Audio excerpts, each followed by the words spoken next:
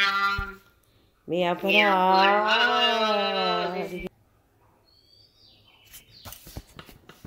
ज्ञानेश्वरी आणि अध्याय 17 आणि त्या अध्यायामध्ये मूळ ज्ञानंबर आहे. प्रत्येक ओळीच्या माध्यमातून जो बोध अमृत त्याचं नाव ज्ञान आहे. आपल्याविषयी अज्ञान आहे, बुद्धीमध्ये विषयाची घाण आहे, प्रत्येला देहाची जाण आहे, तो आयुष्याचा अपमान आहे. तसं अपमान झाला तर क्लेश होतात, तसं बद्धतेला मोक्षला ते संबंधाचा क्लेश व्हावा, या संबंधाचा अनुभव थांबावा, ते बुद्धीचा नाश व्हावा, अनात्म्याचा निराश व्हावा, परमात्म्याचा संबंध भोगावा, जगताचा भ्रम संपवावा आणि आत्मसत्तेमध्ये विराजमान अंतःकरणानं व्हावं. आनंदाला त्यानं लुटावं, पांडुरंगाला मनानं भेटावं. जीवनाची सार्थकता आहे की हृदयाला पांडुरंगाची प्राप्ती. डोळ्याला नाही ताई, पाहनावृत्ती आहे, त्रिपुटीचा संबंध आहे. जाणणं हा आणि होणं, अनुभवणं, टप्प्याटप्प्यानं प्रवास आहे परमार्थाचा. जाणणं, अनुभवणं आणि होणं अज्ञान मार्ग आहे वेदाचा. सार्थकता आयुष्याची, इथे फलप्राप्ती सुखाची आहे, निवृत्ती दुःखाची आहे, भेट महात्म्याची आहे, ओळख त्या खऱ्या ईश्वराची आहे आणि प्राप्ती निजधामाची आहे. संबंध तत्वाचा आहे, ओळख स्वतःची आहे, अनुभूती सुखाची आहे, प्राप्ती श्रीरंगाची आहे.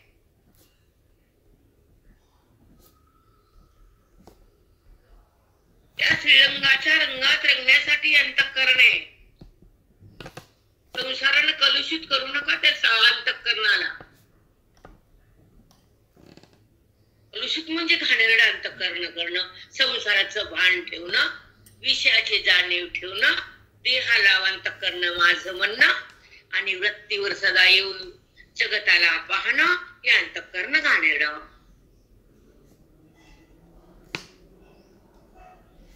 ज्या ज्ञानामध्ये अंतःकरणच बाधित होत, ज्या ओळीमध्ये मनच राम होत, ज्या श्रवणामध्ये अंतःकरण बेभान होत आणि ज्या साधूच्या संगतीमध्ये आत्मारामाची सोबत लागते, ती श्रवण भक्ती. अंतःकरणाची तृप्ती, अभेदाची युक्ती, परमात्म्याची स्थिती, ही वेदाची अनुभूती. वेद बोलतो हा तुम्ही नाही ना आम्ही नाही. वेद सांगतो हात वरी करून की परमात्मा तुमच्या सोबत आहे आणि तुमची बुद्धी अनात्म्या सोबत आहे. बंधन नाव आहे याचं, दुःख म्हणतात त्याला. दुःखाचा संबंध केला देहाला माझं म्हणणं वृत्तीला. वृत्ती देहाकडे जाते, दुःख भोगती, वृत्ती बाधित होती, पांडुरंग बनते आणि दुःखाचा नायनाट होतो, ब्रह्मज्ञान आत राहत.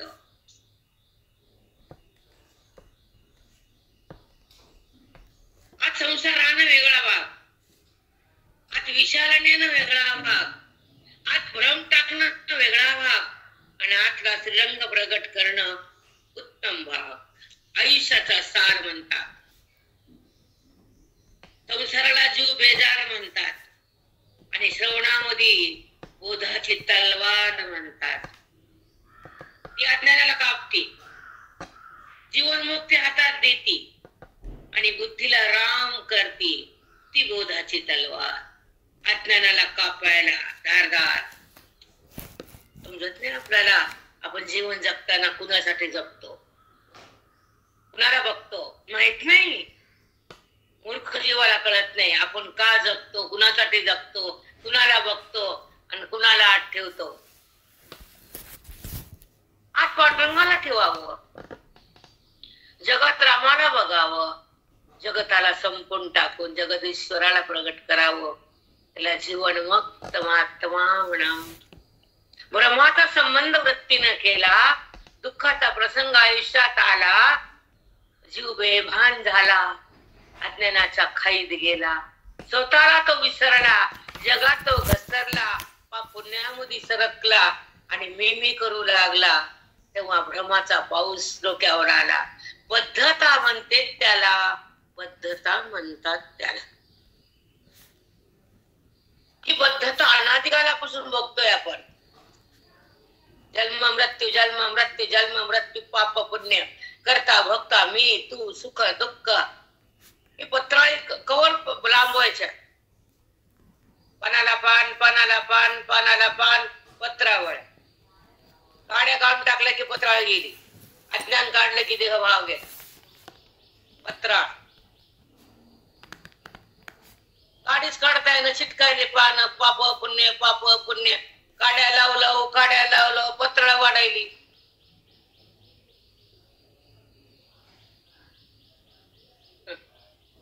म्हणून तर उत्तम अवस्था म्हणजे श्रवण.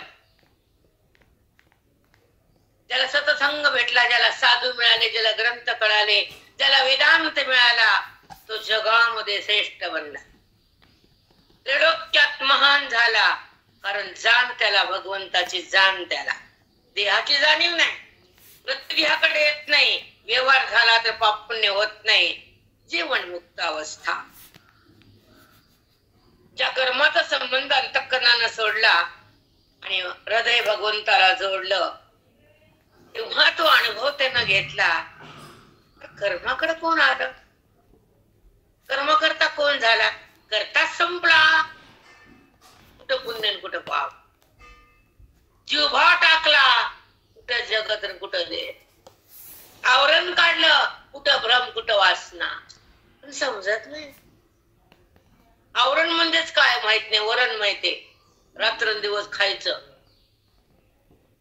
आवरण आणि वरण, आ लावलं, आ वरण,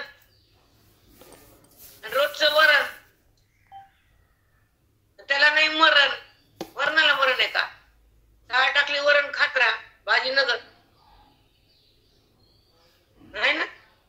तसं आवरणामध्ये बुद्धी आहे हे माहितच नाही जगाला. आवरण कशाला म्हणतात? वेदच माहित नाही ना. सत्संग नाही, वेद नाही, साधू नाही, श्रवण नाही, सुखाचं भान नाही, केवळ ज्ञानाची जाण आहे बुद्धीला. म्हणून जीव पागल झाला संसाराला. आयुष्य घालतो पुन्हा आरडतो, शिमगा करते. कशाला घातला आयुष्य, तुला कोण घाल म्हणलं? आता कशाला काय ओरडतो? गप्पस. आपली चूक आपण भोगावं लागते, लोकांना नाही. मग चूक करताना का केली हे कळावं. चूक केली ना भोगायची. आता संबंध देहाचा वाढवला, बुद्धीनं प्रपंच केला, मनामध्ये जगत भाव आला. काय जगलं, कशासाठी जगला तो? संसार धड नाही ना, प्रपंच हाताला आला नाही, परमात्मा तुला कळत नाही, वेद तुला मिळत नाही, अज्ञान तुझं संपत नाही, परमात्मा तुला भेटत नाही, अविद्या तुझी आटत नाही, आणि अंतःकरणातला आत्मसाक्षात्कार तुला जमत नाही. जगला कशाला? म्हणून तर आत्मसाक्षात्कार होण्यासाठी संताच्या पायाची गरज आहे. संताच्या अभंग वाचायचा म्हणजे कळल संत म्हणजे काय. अभंग करला आपण जातो संसाराकडे, विषयाकडं, क्रोधाकडं, देहाकडं, कटर खातो, जोडे आणते संसारी लोक मोजून. त्याला माझं म्हणत वृत्ती.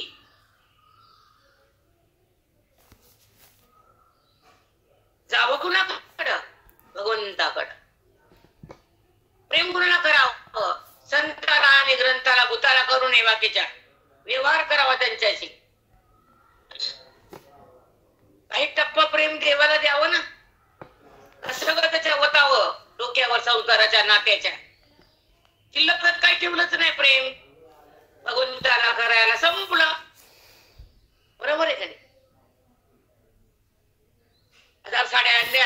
सगळ्या भूताला गेला आणि गुरु आले आणि साडी नाही तुम्हाला, तेव्हा तुझ्याकडे भीक मागायला आलो का मी? काय तुझी भीकेला नाही मी, तुला द्यायला आलो ज्ञान. संत भीक मागत नसतात, ते संत असतात, ते देतात ज्ञान, ते सुख देतात तुम्हाला. तुमच्या कुळाचा उद्धार करायला येतात, समजून घ्या. अकला असेल तर संताची भेट का होती? संत का म्हणून तुम्हाला भेटतात?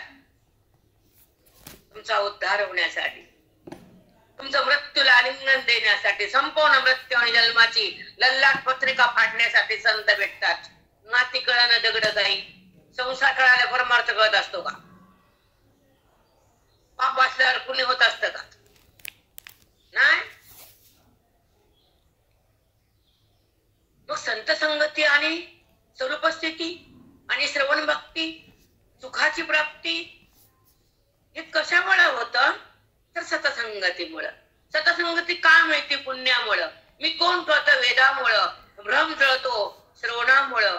अनुभवी आज जाती संताच्या कृपेमुळं. अंतरंगता येते, बहिरंगता जाती. वृत्ती आज जाणं म्हणजे अंतर्मुख, वृत्ती जगताकडे जाणं म्हणजे बहिर्मुख, आणि जगताचा संबंध ठेवणं म्हणजे पापमुख.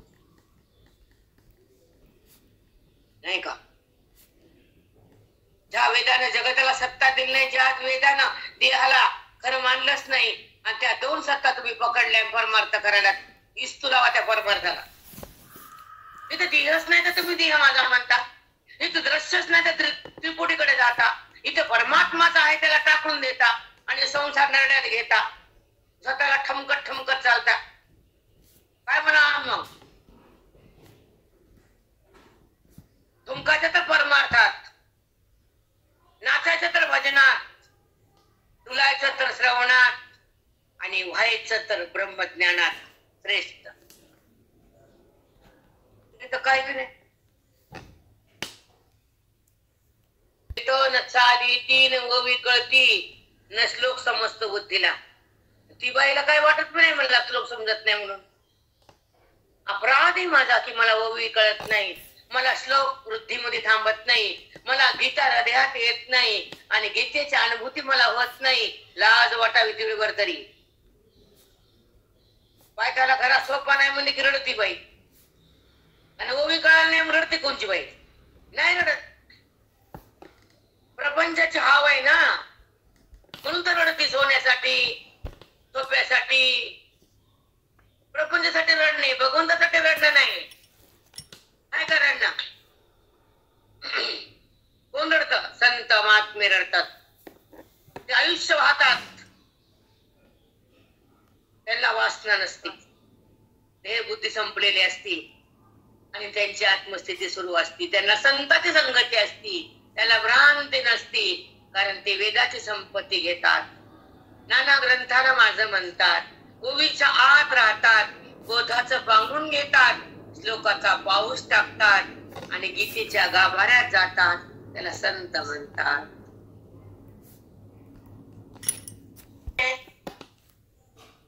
रडतो कशासाठी आपण? खोट्या वस्तूसाठी. जन्म बेकार, तू बेकार, त्या वस्तूने मिळतच काय? ओवीनं कळतं संसारात काय मिळून सुख नसतं, पण मन संसारात खाण टाकलेलं असतं. त्याला आम्ही जोडे आणतो, जोडे. आमचं काम असते. काय म्हणले नाथ महाराज? काय माय गेली होती भूतापाशी, हरी नाही मुकाशी हरी मुडा. तुझी माय का भूतापाशी गेली, तू पद झाला का? बघा ते गुडात किती घाण भाषा आहे. तसं आम्ही बोलत नाही. लोक म्हणतात छाया बोलते, येऊ नको बोलतील माझ्या बाहेर आवतो. माय गेली होती भूतापाशी, हरी नाही मुकाशी हरी मुडा. तुझी माय भूतापाशी गेली, तू जन्मला का? किती घाण भाषा आहे, कळतं का? म्हणून संत महात्मे जीवाला जाग करतात, बुद्धीला ब्रह्म करतात, देहाचा वाद करतात, वृत्तीचा निराश करतात, आणि हृदयात रामाला प्रगट करतात. त्याला साधू म्हणतात, गोंधळ नाही. या बुद्धी समाप्ती लाख रुपये द्या जमा काय या द्या.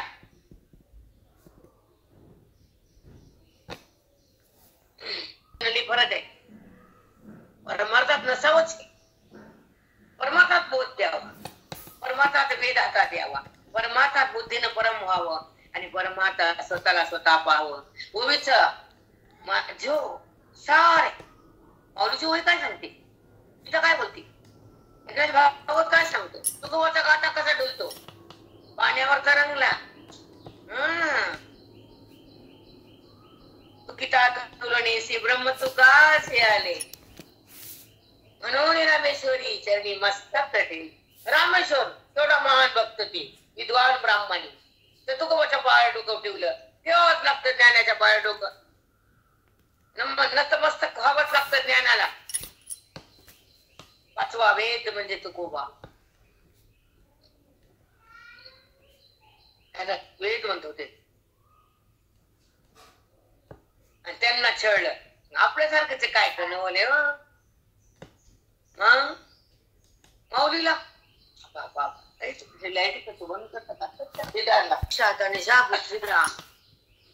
भगवंताकडे जाण्याचा रस्ता नाही मिळाला आणि ती बुद्धी देहातून बाहेर नाही आली, माती माती झाली. का तिने देहाला धरावं, त्या बुद्धीनं मी का करावं, तिला मी कोण हे कळावं का तिने मी करावं. प्रत्येक जीवाचा हा भाव आहे. जन्मला आलेला जीव किती कोणी असू दे, प्रवचनकार असू दे, कीर्तनकार कोण माती दगड असू दे, पण जर वेदांत तो नापास. पैशाचा खेळ आहे कीर्तन म्हणजे, ज्ञानाचा मेळ म्हणजे श्रवण म्हणजे. बघितलं युट्यूब होते महाराज कुठे आज कुठे उद्या कुठे परवा, बाबा बाबा बाबा रोज छापखाना, रोज 50,000 लाख. कशाला मेळ बसतो, संसार असू दे काय चूक असू दे, कुणी आपल्याला त्रास देऊ दे, कुणी आपल्या माग हात लागून येऊ दे, त्याचा हिशोब तो घेतो. म्हणून शांत राहायचं, परमात्मा जगायचं, स्वतःला बघायचं, वेदाकडे थांबायचं, श्रवणात रंगायचं, श्लोकामध्ये मनाला ठेवायचं आणि आत्मानुभवाला चाकायचं. अंतरंगात थांबायचं, देहातून बाहेर यायचं, जळाला सोडून द्यायचं, विवेकात जगायचं, ज्ञानाचा दीप लावायचा, साधूचा पायापाशी थांबायचं, वैराग्याच्या पांघरणात झोपायचं, विवेकाच्या दिव्याला श्रवणाच्या तेलातून वाढवायचं, ती ज्योत प्रगट करायची आणि आत्मलिंगाला बुद्धीनं शिवायचं, त्याच्यावर अखंड धार ठेवायची, आत्मसत्ता भोगायची, देहसत्ता त्यागायची, आत्मरंगात रंगायचं, वेदाला बघायचं, जगाला सोडायचं, वृत्तीला तोडायचं, अनुभवाला जोडायचं, परमात्मा बनायचं, आत्मरूप व्हायचं, आत्मसुखाला भोगायचं, आत्मरंगात रंगायचं, त्याला शांत म्हणायचं, बोधात रंगायचं, वेदाचा संग करायचा, ओबीला जीव लावायचा, श्लोकात आयुष्य घालायचं, स्वतःला स्वतः बघायचं आणि आनंदाला भोगायचं, दुःखाला फेकायचं, आत्मरंगात रंगायचं, साधूच्या संघात जगायचं आणि अंतःकरणातल्या परमेश्वराला संबंध करायचा आणि त्याच्यामध्ये बुद्धीला एकत्व द्यायचं, देहाचं भान टाकायचं. त्यासाठी आपण खाली आलो. हे संबंध सुरगळण टाकायचे, सुरगळाच्या रद्दीसारखे फेकून द्यायचे डस्टबिन मध्ये. ते नातं नसतं. जे प्रेम करतं, जे आपल्यासाठी काहीतरी हित असतं, त्याच्यामध्ये जिव्हाळा असतो, त्याच्यामध्ये कळकळ असती, ते नातं. बाकीचं नातं नाही.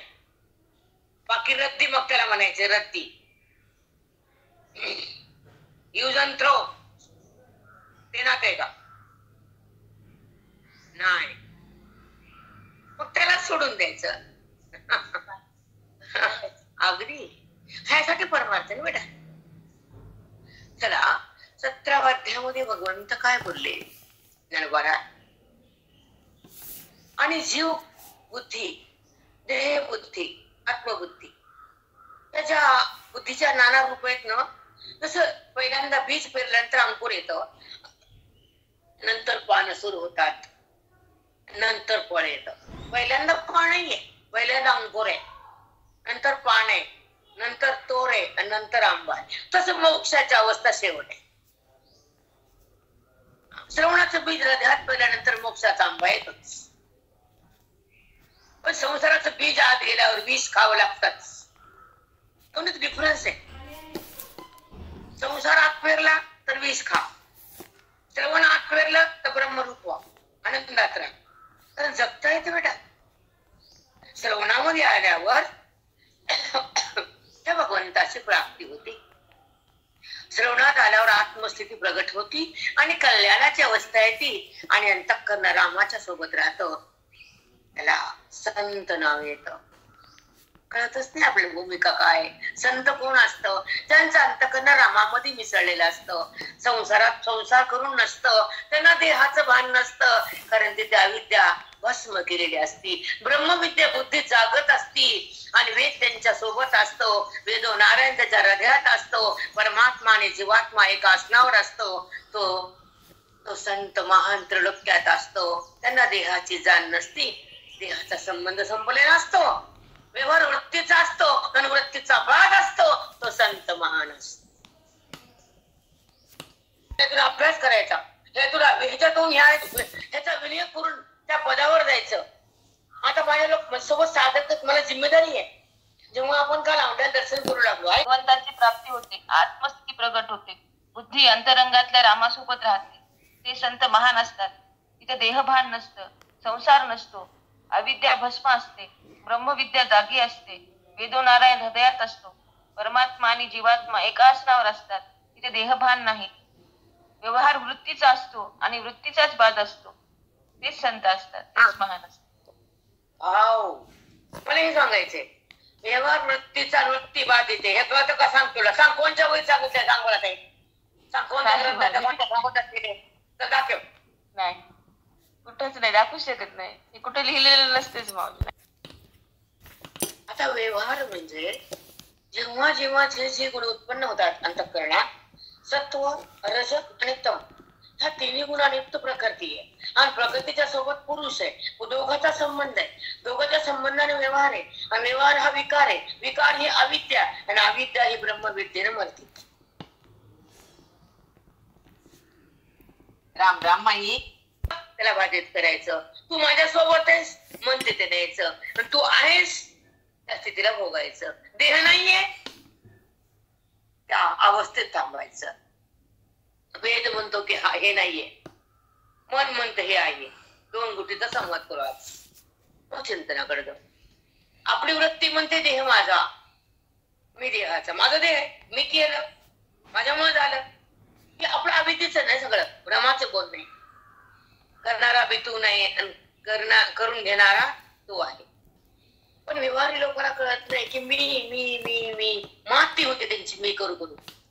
कारण त्यांचं जे ऋण असतं ते फेडावं लागतं. ह्या आयुष्यात हत्या, ऋण आणि वैर हे पूर्ण खातं नील करण्यासाठी जन्म दिलाय. तू ज्यांचं घेतलंस त्यांचं त्याला दिलंस. बरोबर आहे ना? त्यांच्यासाठी तू त्याच्यासोबत आलास त्या घरात. त्यांचे कष्ट करून त्यांचे घर भरायला. त्यांना जाणीव नसेल तर त्यांचं पाप आहे. पाप आहे ते. एखाद्याच्या अंतःकरणाला कळकळ करणं, त्याचा उपयोग करणं आणि त्यांना फेकून देणं महापातक आहे. की ज्यांना आपल्यासाठी आपल्याला आयुष्य दिलं, ज्यांना आपलं जीवन सुंदर बनवलं, ज्यांच्यामुळे आपण जगतोय, त्यांच्या अवहेलना म्हणजे परमार्थ करू नका. पण ज्यांना आपल्याला जिवंत ठेवलं त्यांना नतमस्तक राहावं. याला माज येतो पुन्हा. लाज कुठे आहे लोकांना? माज. जिवंत उदाहरण ते असले घराघरात. उपयोग करून घ्यायचा फेकून द्यायचं. अरे पण पुन्हा जर तुला उद्या पाप भोगायचा म्हणल्यावर किती क्लेश येते. ज्याचा आत्मा दुखवला जातो, ज्याचा तुम्ही उपयोग करून घेता, त्याला पुन्हा दूध पाणी विचारत नाही घडीत आल्यावर, किती पाप आहे ते. म्हणून हे करू नये. ह्याचं नाव कली. ह्याचं नाव कली. ज्याचा आत्मा कळकळ करता तुम्ही, त्यांचं सगळं घेऊन त्यांच्या सोबत राहून कशाची गीता वाचता तुम्ही? काय गीता तुम्हाला कळाली? तुमचं काय बंधन आहे? तुला कधी मोक्ष येणार आहे? मेल्यावर बी व्यवहार कळत नाही तुला, परमार्थ कळल झेपल. म्हणून हे जे अवस्था आहेत ना मनाच्या, त्या पापाच्या अवस्था असतात. की साधा व्यवहार तुम्हाला कळत नाही तर परमात्मा कसं काय कळत? जाणीव कुणाची ठेवायची नाही, कुणाच्या अंतःकरणाला दुखवायचं नाही, आणि ज्यानं आपल्याला जीवन दान दिलं त्याला कधीच विसरू नये ताई, कधीच विसरू नये. पण कधी का नाही बेटा? आणि असा संबंध येणं म्हणजे वैर, या लोकांसंग राहणं म्हणजे तुम्ही एका घरात नाहीये, सगळीकडे तेच आहे. वरवडून घेतात, लात मारतात, ज्याचं खातात त्यालाच नाही म्हणून लाता मारतात, ज्याच्यामुळे जगात आलो त्या आईला त्रास देतात, त्याचा विश्वासाचा घात करतात, त्यानं जगवलं त्याला लात मारतात, ज्याच्यामुळे आम्ही आज थांबलो त्या घरात, त्याची किंमत आपणच नाही. तुला गीता काय करणार आहे सांगा ना? तर तुला वागता जर नीट येत नाही तर तुला ज्ञान कसं भेटेल? तुला कुणाचा अपमान, कुणाचा मान, कुणाची इज्जत, कुणाची आबरू ठेवता येत नाही तर देव तुझी आबरू ठेवल का? कदापि नाही. म्हणून चाललं तर चालू द्यायचं आणि आपण आत्मचिंतनात जगायचं. कारण कलेचं महत्व सांगितलं. एका घरात नाही, घराघरात यायचं. एकच नाही हे, आज हर ठिकाणी हेच आहे. तर कधी का झोपला का जाग आहे. चांगल्या माणसाचा सूड आहे, पुण्यवंताचा छळ आहे, आणि पाप्याच्या ठिकाणी हे प्रेम खळखळ आहे. समजलं माहित आहे? तिकडं पळ, तिकडं पळ, तिकडं. आधी पाप करायचे, पुण्याचा शो करायचा नाही जमत आहे आपल्याला. हे सोडून द्या. तुमच्या समोर विषय निघाला ओघानं की कृतज्ञता आणि कृतज्ञता. कृतज्ञ कृतज्ञ एकच शब्द परत आहे. कृतज्ञ नसावं, कृतज्ञ असावं की आपण ज्यांना आपल्या सोबत राहून आपल्याला जीवनाचा सार दिला त्याला विसरायचं का? जी धरती माता अन्न पिकवती, धान्य पिकवती, राहायला देती, तिच्यावर आपण वजन टाकतो, त्या धरतीला लाथ मारायचे? म्हणून सकाळचं उठून पाणी टाकणं, सडा टाकणं, रांगोळी काढणं, नमस्कार करून आज जाणं पृथ्वीची पूजा आहे. काल तुम्ही माझ्याकडे 3 वाजता आलतात, रांगोळी होती की नाही दारात? होती ना? 2 आपला हात, आपलं प्रेम, आपली पूजा, आपलं नमस्कार. आता मला वेळ नाही, मी बाजूला चालली, माझी रांगोळी बघितली कोणची कोणची होती ते बघितली. नंतर सांगते की रांगोळीचं फल काय, कोणत्या दारात काढावं, कसा दिवा लावावा, कसं पाणी टाकावं. नारायण उगवायच्या आधी सडा रांगोळी, तर नारायणाचे किरण आले तर ते नारायण त्या जमिनीला स्पर्श करतो, किरण आशीर्वाद देतो. अरे मी टेकलो तिथं, जमीन पाण्याने टाकली, सडा टाकला, रांगोळी टाकली, दिवा लावला, आणि माझे किरण त्या भूमीवर आले. नारायण प्रसन्न होतात, आशीर्वाद देतात. आणि त्या बाईने सडा टाकल्यावर जे खराब वातावरण आहे घराघरात ते बाई बोला, बाई सुधर तैसे दिदले दातयाचे, जो कोणेही अंत नोचे, अर्पलिया सांगतयाचे तिजे पैका. त्या पुरुषानं दान दिलं त्यानं आपल्याला कधीच वापस करू नये. अशा पुरुषाला दान द्यावं, त्यानं आपल्याला करू शकतच नाही. त्याची वृत्ती आपलं दान वापस करावं अशी होत नाही, त्याच्या पुढे काही नसतंच द्यायला. अशाला आपण दान द्यावं. ठीक आहे, आता पुढे ऐसी आदी सामग्रिया दान निपजे वीरराया, ते सात्विक दान वनिया सर्वाही जाण. हे जे दान दिलं ना अशा लोकांना ते वापस देऊ शकत नाही. देणाऱ्याची इच्छा घ्यायची नाही, तो इच्छेने दान देतही नाही. हे दान सात्विक असं म्हणतात ज्ञानोबा बोलले. आणि तुम्हाला एक सांगते बेटा, तुम्ही जर ढोंग लागलं ना तुम्हाला ज्ञान होणार नाही. तुम्ही स्वच्छ आणि प्रिय आणि सत्य राहा, तुम्हाला ज्ञान होईल. ढोंग, पाप, खोट, खोटारड जर वागला खान तुम्हाला ज्ञान कधीच शिवणार पण नाही. स्वच्छ वा, सत्य बोला करा ना. तुमचा माणूस तुम्हाला कधी बोलणार नाही, पण वागणं खोटं कशामुळे, बोलणं खोटानं आणि कमी खोटं करता. ढोंग बंद काय ना, ढोंग ढोंग काय का. श्लोक 21. प्रत्युपकारार्थ फलमुद्देश्य वा पुनः एतेच परिक्लिष्टं तद्दानं राजसं कृतं. तद्दानं एतेच परिक्लिष्टं तद्दानं राजसं कृतं. दान देतानाच क्लेश होतात. मी दिलं असं वाटतं, त्यानं मला वापस फेडा वाटतं. क्लिष्ट क्लेश करून देतात. आता आलं जबरदस्तीने करावं लागतं माय, नाही तर आमची बदनामी होती म्हणतात ना असं कोणी. म्हणजे जबरदस्तीनं करायचं, मनात नसलं तरी नाही केल्यावर माय बदनामी होईल असं चर्चा होईल वगैरे असे नाना कारण असतात त्याला. पण एक सांगतो बेटा की सत्यपणा हा आयुष्याचा एक धर्म आहे, पुण्याचा, असत्य नाही. कारण तपाला सुरुवात सत्यातून दिलंय, खरं आणि एक खोटं. म्हणून ढोंगीमध्ये बंद करा ढोंग. हा, तुम्ही जगाला फसवता देवा, कोण पण असू दे, खरं सध्या हेच चाललंय. म्हणून सत्य आचरण करा, सत्य व्हावा, सत्य बोला, सत्य बघा आणि सत्य व्हा, एवढं सांगायचं. आणि मला खोटा आडर जमत नाही काय, मग ते माहिती. आता यत्तु प्रत्युकारार्थ फुलमुद्दिश्य वा पुन्हा. यत्तु आपण जर कोण उपकार केले, दान केले, त्याचं फल नकोय मला. ऐका,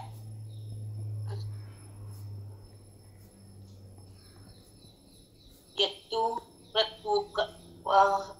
प्रत्युपकारार्थ फल उद्देश्य वा पुन्हा. जे दान दिलं ते पुन्हा परत यावं अशा इच्छेने केलं दान राजस.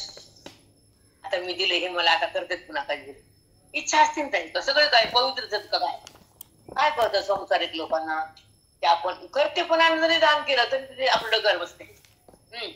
मग इतर यत्तु उपकारार्थ फलमुद्दिश्य वा पुन्हा. त्या केलेल्या दानाचं फळ पुन्हा आपल्याला वापस येणारच आहे. एखादा मित्र असतो आपला अंगठी घालतो सोन्याची, ते म्हणतो आपल्याला अंगठी घातली गेल्यावर आता सोन्याचं काहीतरी करतोच आहे, मग आपण मी त्याला काहीतरी करा, ते कडं करते. म्हणजे ही इच्छा असते की नाही, व्यवहारिक सांगितलं इथं. तसंच जे दान करतात त्याच्यापासून पुन्हा आपल्याला काहीतरी फायदा होईल या इच्छेने जो दान करतो त्याला राजस दान. म्हणजे बघा दानामध्ये किती प्रकार आहेत. वरी सात्विक म्हटलं की त्याच्याकडनं काही उपकार भेटत नाही, त्याने मला वापस काही करूच नाही, त्याला सात्विक. आता ज्याला मी दान दिलं त्यानं मला काहीतरी परतफेड करावं, हे राजस. आणि जेव्हा आपण चिंतनात येतो ना, श्रवणात येतो ना, तर व्यवहार बदलतो आपला. आणि जर बदलला नाही तर आमचं डोकं सारखं. बरोबर आहे का चूक आहे? मग तुम्ही ऐकता कशाला बेटा? ऐकून जर बदल होत नसेल तर ऐकायचं कशाला? सांगा ना. तुम्ही निगरगट्ट वागता, जशा तसे राहता, एक तिने मात्र तुमच्यात बदल नाही, आयुष्य पाण्यात आमचं काय होणार नाही नुकसान. नुकसान तुमची आहे. तुमची साधीच व्यवहार बदलत नाही तर परमात जे पण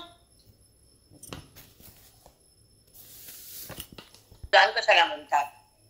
त्यांना आपण दान देतो तर त्यांच्या फलाची इच्छा करतो, त्यांना मला पुन्हा वापस करावं त्या इच्छेने जो दान करतो तो तामसदान, राजसदान. आता राजदानावर माऊलीने किती ओव्या खर्चिल्या. आणि हे सांगते बेटा, हे तपश्चर्या आपली. हे ऐकणं म्हणजे महत्पुण्य आहे, हे कळणं म्हणजे अतिपुण्य आहे. आणि त्या श्रवणातून तो भाव देहभाव जाणं म्हणजे अंतिम पुण्य. म्हणजे त्या ठिकाणी आपलं आयुष्य जन्म आणि मृत्यू थांबले. म्हणून आम्ही कळकळीने बोलतो, आम्हाला तुमचं काय देणं घेणं का? तुमचं घर आमच्या नावानं होणार आहे का? तुमचं सोनं आमच्याकडे येणार आहे का? तुम्ही खोटं बोलून पैसा मागं टाकला आम्हाला मिळणार आहे का? तुमच्या एकटे आमच्या घरी येणार आहे? आमचंच आम्हाला कुणी द्यायला तयार आहे. तुमचं काम त्याचं पाप करू या, तुमचं कल्याण नाही असं वागण्यात हे सांगावं आम्हाला. की तुम्ही आतापर्यंत ऐकून बदल कोडगे झालात तर तुम्हाला पुन्हा कोण वाचवणार आहे? खोटारडं वागणं, खोटं बोलणं, ढोंग करणं, सोंग दाखवणं, एक आहे एक दाखवणं, काय हे सगळा बाजार? सांगा ना तुम्ही. मग गीता वाचून काय फरक आहे? ज्ञानेश्वरी वाचून तरी काय तुमच्या अंतःकरणातला बदल काय झाला? बदल होण्यासाठी पोथी बेटा, वृत्तीच्या बोधानं भगवंताकडे जाण्यासाठी पोथी आहे. वृत्तीमध्ये डिफरन्स कळावा की आधी असे होते मी, आता असे झाले मी. आता माझ्यात बदल झाला, माझी हाव संपली, माझी धाव गेली, मनाला काव आली म्हणजे वैराग्य. काव कळालं ना? धाव हाव काव. मला नाही आता इच्छा नाही राहिली इथं खोटं बोलण्याची, इच्छा नाही जीवाला सुख देण्याची. मला इच्छा नाही या प्रपंच पदार्थाची, मला इच्छा फक्त भगवंताच्या प्राप्तीची. माझी इच्छा साधुबोधाची. साधुबोध झाला नरुनिया ठेला, ठाईच मुराला अनुभव कापुराची वाती, उजळली ज्योती ठाईच समाप्ती झाली जैसे. सगळं समाप्त झाली बघा, ठाई समाप्ती. माऊली काय हरिपाठ कळण साधा, ओवी कधी मेल्यावर कळण का? कापुराची वाती उजळल्या ज्योती ठाईच समाप्ती झाली जैसे. कापुरावला प्रकाश पडला, पुन्हा कापुराचा सुगंध उरला, काळेपणा नाही वात उरली नाही, पण सुगंध राहिला. तसा ब्रह्मभाव राहिला, देहभाव नाही, वृत्ती नाही, जगत नाही, आणि त्या ठिकाणी विषय नाही, वासना नाही, तू नाही, मी नाही. ठाईच समाप्ती झाली जैसी. विकार, अंभाव, व्यवहार, हे खोटं वागणं, ढोंग सगळं सगळं केलं आणि देवा तुझ्या पशी मन आलं. हे किती साधी भाषा आहे. मला काय म्हणतं तुमचं साधं आणि सरळ आणि सोपं. अवघड नाही तुमचं, करायचंच नाही. मोठे मोठे श्लोक नाही. भगवंता परमार्थ त्या माध्यमातून भगवंताची सेवा, आणि ती पैशानं वाटवायची. बरं पैसे कोण घराभराला वाटायचे आणि नरकाला एकट्याने जायचं. त्या महाराजांचं कळतं का? नरकात भोगासाठी आपण जातो भीक मागायला, म्हणून कळतं का? त्या वाल्मिक वाल्या कोणी ते म्हणले तू पाप केलं तू तुम्ही बघा, तुझ्या वाट्यामध्ये आम्ही नाही. वाल्या कोणी म्हणले की सांगा ना, ज्या कुटुंबासाठी आपण जगतो त्यासाठी पाप करून घरात पैसा आणतो आणि नरकाला आपण एकटा जातो. तिथं महाराजाला कळत सगळं कळत. आता एवढा महाराज हिंडतो गावोगाव, रोज एका 10 गावात कीर्तन करतो. ते तुला माहित आहे का? कळत असत. देती घेती नरका जाती, त्याला वाटतंय आपण वाचत नाही, पण केवळ पाप असत त्यांचं, म्हणून ते असं वागतात. नाही बेटा, की सध्या जे पाप व्हायला काय ह्या लोकांकडून झाले. कुठे परमार्थ तोच देशू काळ, खरे तैसाच पात्र मेळू, दान भागाही निर्मळ न्याय गतो. आता वरच्या श्लोकावरून खालच्या कवीचा भावार्थ ज्ञानबऱ्या सांगतात की आणि तोच देशू काळ, तो देश तो काळ कसा सांगितलं बघा, ऐकायला मस्त आहे. जे दान द्यायचं आपल्याला कुणाला, तो देश तो काळ अपवित्र नसावा. ठीक आहे. किंवा आपण त्याच्यात फळ मागू नये. घरे तैसाच पात्र मिळू, दान भागही निर्मळ न्याय गातो. तो दान धर्माने मिळवलेला असावं, देणारा पण चांगला असावा, घेणारा पण चांगला असावं. आपलं दान दिलं त्यानं दारू पिला तर ते पाप आपल्याला लागतं. म्हणून दान पात्र बघून द्यावं आणि दान चांगल्या पवित्र काळात द्यावं. आणि दान देताना दिला असा भाव नसावा. आणि दान दिल्यानंतर त्याच्या फळाची अपेक्षा पण करू नये वगैरे नाना रूपाने तुम्हाला समजावले. आणि त्या रूपाने आपण वागायचं आणि दान हाताने द्यावं. मला एवढंच कळतं की ज्या आईपाशी मी वाढले, ज्या आईने माझ्या दान धर्म केला, मी काल छोट्यापणी तेच बोलले, अगं आपण आपल्या आईपाशी बघितले सगळं. हो म्हणली. आपण एक सांगतो तुम्हाला, अजून दान न द्यायचं नाही, पोरांना साठवून ठेवायचं, मरून द्यायचं. कोणा बापान शिकलो तुम्ही सांग मला, कोणी शिकलं? बाहेर कळतच नाही. नाही व. आणि आता सध्या जरा हात तंग आहे. देवा दानानं सात्विक काय, दानानं पवित्र काय, ती दानानं अंतःकरण पाप पवित्र होतं आणि पाप जातं. तो गुण वाढतो आणि अहंकार थांबतो. आणि त्या पुण्यानं भगवंताकडे जाण्याला बुद्धीला एक समज येते. जी बुद्धी देहाकडे सतत प्रवाहित असते तिला रस्ता बदलता येतो, क्रॉस करता येतो. कसं? हायवेला क्रॉस करताना आपण काय बघतो बरी? लाल दिवा, हिरवा दिवा. बरोबर आहे ना? लाल असले की थांबतो, नाही तर मग ऍक्सिडेंट होतो. तसं जेव्हा आपण देहाकडे येताना लाल दिवा तिकडे जाऊ नये हे बुद्धीला कळतं. आणि जेव्हा हिरवा दिवा लावा लागते श्रवणात भगवंताकडे जाती. आता लाल आणि हिरवा दिवा उद्या सांगते. तिचं उत्थान उद्यायचं नाही. मी परमात्मा, मी देह नाही, ही जी धारणा बुद्धी धारण करते त्याला आत्मध्यानाची स्थिती म्हणतात. बोधामध्ये वृत्ती जेव्हा मिसळून जाती, वेदाकडे ती सहज एक होती, आत्मारामाला बुद्धी अलिंगन देती, तेव्हाची खरी आत्मसंपत्ती, ती जीवन मुक्ती, ती आनंदाची स्थिती, रामाची प्राप्ती, देहबुद्धीची निवृत्ती, त्याला म्हणतात वेदांताची स्थिती. राम जन्म झाला ताई. एक रामाचं राम जय राम बोला, श्री राम जय राम बोला, नसे मग काहीच चिंता जीवाला, नसे मग काहीच चिंता जीवाला. पाण्याने राम गुण गाता निशिनी. राम जन्म, रामाची स्थिती, रामाची वृद्धी, रामाची प्राप्ती, बुद्धिबुद्धी, रामवृत्ता, रामाचं प्रगटीकरण करणं, रामाला शरण जाणं, रामाला जाणून घेणं, अंतःकरणातल्या रामाशी एक होणं आणि राम राज्य भोगणं. हे नाना भागात मी खूप बोलले असते, मी विसरले कारण उशिरा उठले आणि तब्येत घेतले. राम प्रभू येते कारण श्वास हा जेव्हा आपण श्वास घेतो ना, येताना राम आणि सोडताना मुळे, श्वासातूनच राम आहे म्हणून सांगितले. राम हे जीवन आहे, राम हे प्राण आहे, राम हे अनुसंधान आहे, राम हे आत्मरूप आहे, राम हे जगातलं सगळं सत्य भान आहे. आणि राम जेव्हा प्रगट होतो आणि राम जेव्हा मुखात येतो, राम जेव्हा कळू लागतो, अंतःकरण जेव्हा राम होतं, रामामध्ये मन जातं, रामाला ते आकर्षित होतं, रामाकडे सहज जातं, रामाला ते स्वतः पाहतं, शेवटी ते राम होतं, हृदयात रामाला मन आलिंगन देतं. त्याला म्हणतात जीवनाचं खरं नाम. काहीच चिंता जीवाला. राम नाम गुण गाता शिरिणी, सर्व ही पापे मिलिया जाणे, वाल्याचा वाल्मिकी झाला, नसे मग काहीच चिंता जीवाला, नसे मग काहीच चिंता जीवाला.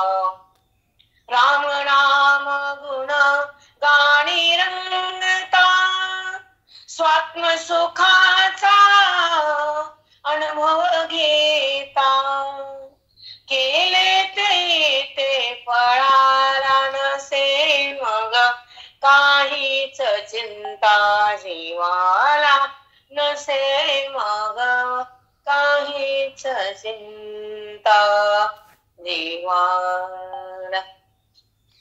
रामाचे खूप गुण आहेत. आज रामनवमी आहे, विसरून गेले का गावाला? आणि रक्षित कसं भोगावं, रामाला कसं बघावं आणि राम कसं व्हावं ह्यावर बोलायचं होतं राजा. आज रामाला पाहणं त्रिपुटीचा संबंध आहे, राम होणं हा श्रवणाचा संबंध आहे, रामाच्या अनुभूती घेणं हा जीवन मुक्तीचा संबंध आहे. मंत्राचा रामकृष्ण हरी म्हणा, पुढा मंत्र जाणा, रामकृष्ण हरी म्हणा. सांगा काय सुंदर आहे राम. राम म्हणतात हृदय भरून येतं, कृष्ण म्हणतात जीवीला वाकडं करावं लागतं. कृष्ण लई अवघड आहे. कृष्ण बाबा बाबा त्याचा पाय वाकडा वाकडे. देव कसा लंगडा, देव एका पायाने लंगडा लंगडा लंगडा लंगडा लंगडा लंगडा लंगडा लंगडा, देव एका पायाने लंगडा. हे लंगडा होईल आपल्या लंगड करील की. एका पायाने लंगडा म्हणजे तो अद्वैत स्थितीत आहे. एका पाया म्हणजे तो एक आहे, सर्वांतर्यामी आहे. तर दुसरा पाय त्याचा भेदाचा आहे, तो वरी आहे. तो धर्मशास्त्राने तो कृष्ण आहे. पूजा करण्यासाठी त्याच्यापाशी बासरी आहे, त्याला बघण्यासाठी भक्ती आहे, त्याच्याकडे जाण्यासाठी पुण्याची प्राप्ती आहे, त्याला प्रेम करण्यासाठी अंतःकरणाची स्थिती आहे. पण त्याचा पाय लंगडा आहे, ते एक पाय खोटा आहे, एक पाय खरा आहे, एक पाय तो स्वरूपानं खरा आहे. तो पाय एकच दाखवला, अभेदाचा पाय. एका रूपाने तो जगात खऱ्या रूपाने आहे, हृदयात प्रत्येकाचा आहे, कणाकणात आहे, मनामनात आहे, अनुरेणूत आहे. त्याचा वास चौकड आहे, तो एकच आहे, सर्वांतर्यामी आहे. तो राम आहे, तो श्रीराम आहे, तो कृष्ण आहे, तो परशुराम आहे, तो बलराम आहे, तो कन्हैया आहे, तो कलियुग आहे. सगळं तोच आहे, तो एक आहे. तो एक पाय नीट, एक पाय लंगडा आहे. म्हणून लंगडा ग लंगडा, लंगडा ग लंगडा. तर एक पाय वरी घेतला ते मग तुम्ही भेद दाखवला, पण भेद भेद द्वैत आहे आणि द्वैत मिथ्या आहे आणि अद्वैत सत्य आहे. मी एकच आहे, मी परमात्माच आहे, तुझ्या सोबतच आहे, एकच आम्ही अनव झालो, एक हम बहुश्याम आम्हाला संकल्प आहे. म्हणून मी एकच आहे, झालो दोन. तुझ्यासाठी भक्तीसाठी मला जगाचं प्रेम द्यायसाठी मी साकार झालो, पण निराकारातून प्रगट झालो. ज्याला निराकार कळाला त्याच्या हृदयात मी प्रगटलो. किती खेळ आहे. कपडे चोरतो चोरी नाही म्हणते, किती खोटं बोलतो खोटं नाही म्हणते. त्या दिवशी जी गाडी बांधते मी बांधले नाही म्हणतो. काय करत नाही मुलगी, सगळं करतून केलं नाही म्हणतो. राम काहीच करत नाही, केलं म्हणत नाही. सोपा आहे आमचा बिचारा. वनवास भोगला की ना, त्याने भोगला का वनवास? ते म्हणला राम राज्यामध्ये भोगलं, आता धिंगाणा, आता नाही. बघितलं मला राम अवतार, आता कृष्ण अवतार, आता आनंद लुटायचा आणि गोकुळामध्ये गल्ली गल्ली चोऱ्या करायच्या, प्रेम लुटायचं, कळवणीला भेटायचं आणि सगळ्याचा नाश करायचा. रामाने मी नाश केलाच की नाही केला का? 12 वर्ष काय काम केलं? घरदार सोडलं, त्या बाकीच्या सारखं दरातच की. पण एक वचनी, एक बाणी, एक पत्नी. की एक पत्नी नाही, ह्याला कोणी म्हणू शकत नाही. एक पत्नी म्हणू शकतो काय? कृष्णाचं आणि तेवढंच भयानक रूप आहे त्याचं. एक प्रश्न पडतो मला, ऐका. राम अवतार बी घेतला त्यानेच, कृष्ण अवतार बी त्यानेच, परशुराम बी सगळं तेच झालं. माहिती आम्हाला तेवढं काय, तेवढं कळतं देवा तुझं काय. आता ऐका, पण गीता काढायला कृष्ण बनावं लागलं, वेद सांगायला श्वासातून यावं लागलं, कंसाला मारायला पण सुदर्शन घ्यावं लागलं आणि पंढरपुरामध्ये हात कमरेवर ठेवावं लागले. बघा, पंढरपुरामध्ये शस्त्र नाही, ख्रिस्त्र नाही, डोळे उघडे नाही. महायोग पीठे तटे भीमरत्याम, आयोग पीठे ज्ञानाचं परब्रह्म रूप आहे ते. पण हात कठेवर आहे, उभा विटेवर आहे. हा परब्रह्माचा गाव आहे. 4 वेदाचं ते रूप आहे. टाकले शस्त्र अस्त्र, सगळं टाकलं, सगळं टाकलं. पंढरपुरात येऊन थांबला वर करायसाठी वाट बघायला आणि टाळातून नाम हो झाला. मृदंगाचा मधून स्वर त्याच्या नावाचा झाला. पांडुरंग म्हणते त्याला. म्हणते की नाही, आपण काय कमी भाग्यवान आहे? आपल्यापाशी आला पण औंड्याला घेऊन आपल्यापाशी लांब काय सांगा. चला बोल. औंढा कृष्णेश्वर पाया, पंढरपूर पाया, कुठं बी जा, परळी आलिंगन देतात मला काल मॅडम म्हणल्या. आणि औंड्याचं हरिहर दोन एकत्र तिथं. मग तिथे मंजूळ बी जमते, बेल बी जमते. मग तिथं मस्तक आपल्याला लागलं, तुझं ते पूर्ण वर्ष काढून आपल्याला दर्शन दिलं. ते डबी पण टाका, की डबी करा तिथे निवांत. आता काल गेलो उज्जैनला, आहे का निवांत? महाकाल आहे का निवांत? सांगा. आमची भूमी बी छान, आमचा देव बी महान, आमचे संत बी छान. खूप सुंदर. ज्ञानदेव तुकाराम पंढरीनाथ भगवान की जय. स्वामी ज्ञानेश्वर महाराज की, सुधरनाथ महाराज की जय. हॅलो.